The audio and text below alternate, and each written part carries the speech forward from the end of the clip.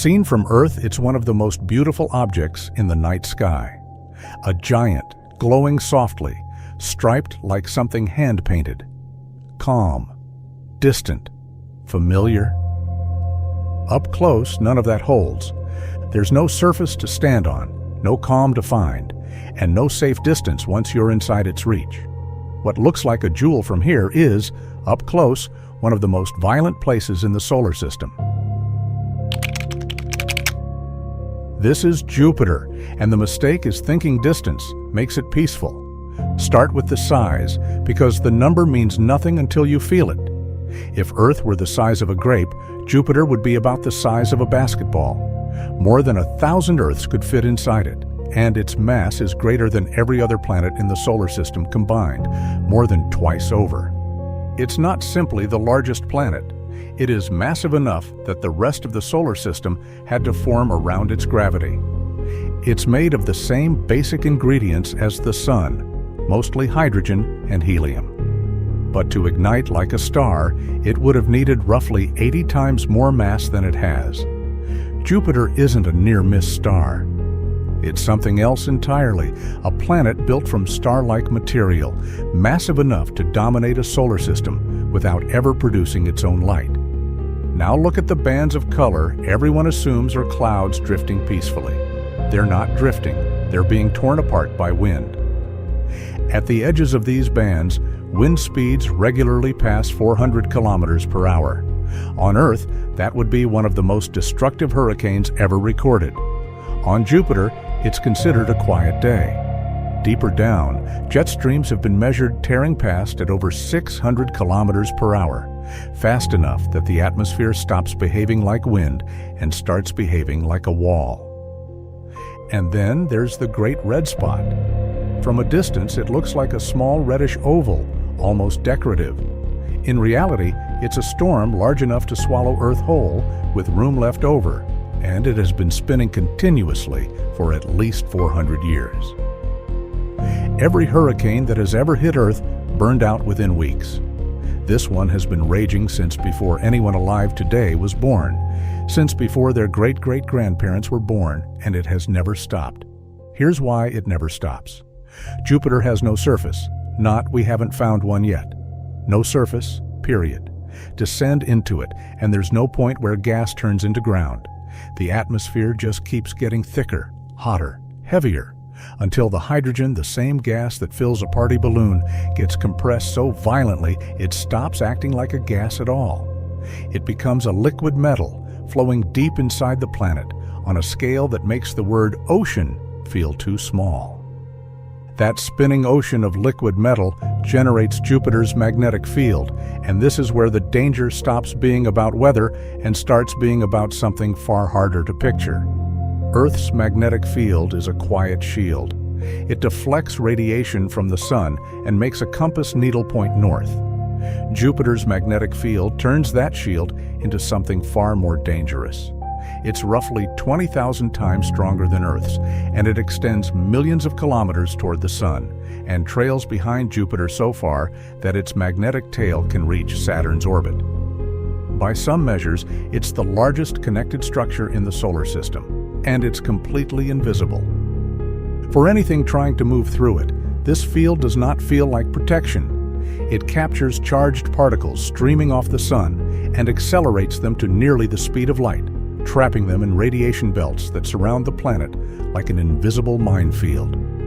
To understand how dangerous that minefield is, when NASA sent the Juno spacecraft to orbit Jupiter, its onboard computer had to be sealed inside a titanium vault, roughly 200 kilograms of armor, about the weight of 3 adult humans, just so it could survive long enough to send data home. Even with that vault, Juno can't linger.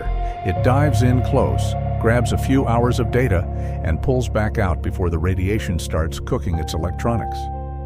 That is the real warning. Jupiter does not have to touch a spacecraft to damage it. If you want more stories like this, strange, real, and a little unsettling, like this video and subscribe. We don't invent the horror, we follow the physics. An earlier mission paid the full price. In 1995, after a journey of years, a small probe released by the Galileo spacecraft plunged into Jupiter's atmosphere to measure it directly. It survived less than an hour before the heat and pressure destroyed it. Years later, in 2003, the Galileo orbiter itself was deliberately steered into Jupiter, ending the mission the same way, swallowed by the planet it had spent 8 years studying. And Jupiter's violence doesn't stay near Jupiter. Picture the early solar system as a construction site full of half-formed planets and leftover rubble. Jupiter, even as a young planet, was already massive enough that its gravity began deciding what survived in that construction site and what didn't. Many scientists believe Jupiter actually drifted inward, much closer to the Sun than it sits today, before being pulled back out. Along the way, it scattered or swallowed enormous amounts of material that could have become planets of their own. That's very likely why Mars is so small. And it's very likely why there's an asteroid belt at all, not the wreckage of a destroyed planet, but the wreckage of a planet that was never allowed to finish forming because Jupiter kept stirring the pot. It's still doing this. In 1994, astronomers watched it happen live. A comet called Shoemaker-Levy 9 wandered too close, and Jupiter's gravity tore it into more than 20 fragments, then pulled them in one by one.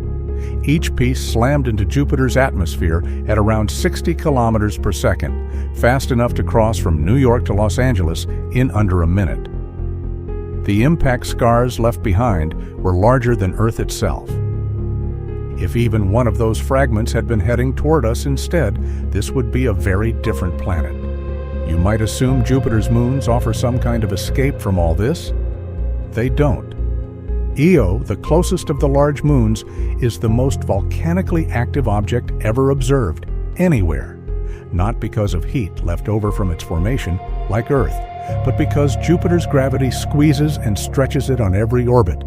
Bend a paperclip back and forth enough times, and it grows hot in your hands. Jupiter does that to an entire moon, every single orbit, and the result is hundreds of volcanoes erupting at once, repainting Io's surface every few years.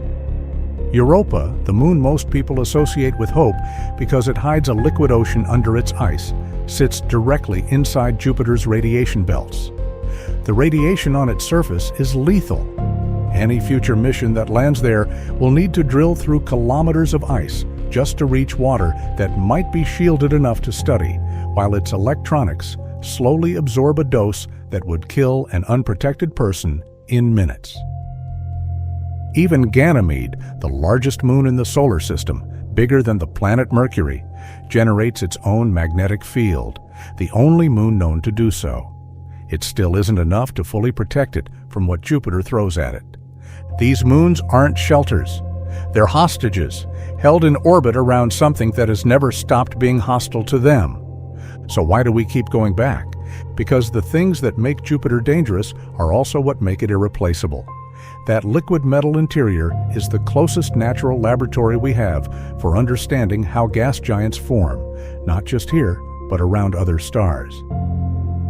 Jupiter's radiation belts are a real physics experiment in how charged particles behave at extreme energy, the same physics that matters for protecting astronauts anywhere in deep space. And those hostile moons remain our best candidates for finding life that isn't on Earth. Juno has been quietly orbiting since 2016, and what it found rewrote the textbook. Jupiter's core isn't the small, solid ball scientists expected. It's larger, fuzzier, and more spread out, possibly still digesting material it swallowed billions of years ago. The storms aren't a thin weather layer on top, they reach hundreds of kilometers down into the planet. And Jupiter's aurorae, curtains of light at its poles far brighter than Earth's, are partly powered by Io itself, material blasted out by its volcanoes, caught by that monstrous magnetic field, and funneled back down like a circuit completing itself. It has been doing all of this for 4.5 billion years. It was already this violent before life existed on Earth. It will still be storming, still radiating, still quietly rearranging the orbits of smaller things, long after we're gone. So the next clear night, find that steady golden point of light, the one that doesn't twinkle quite like the stars around it. Sometimes, beauty is just violence, seen from far enough away. If this is the kind of place you want to keep coming back to, subscribe, because there are worlds out there even stranger than this one.